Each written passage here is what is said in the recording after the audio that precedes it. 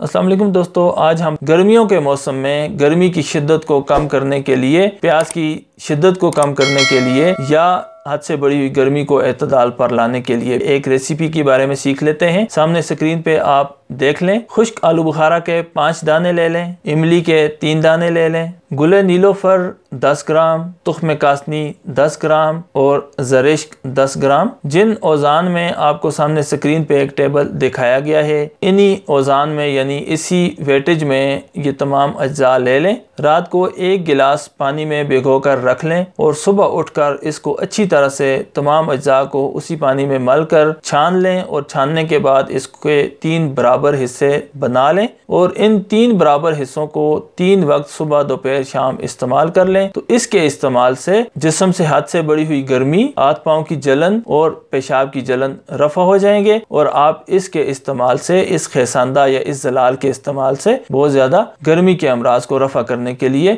मुफीद नताइज हासिल कर सकते हैं। इसके अलावा यही जलाल आप गर्मियों के मौसम में गर्मी की शिद्दत को कम करने के लिए, प्यास की शिद्दत को कम करने के लिए या हद से बढ़ी हुई गर्मी को एतदाल पर लाने के लिए भी इस्तेमाल कर सकते हैं।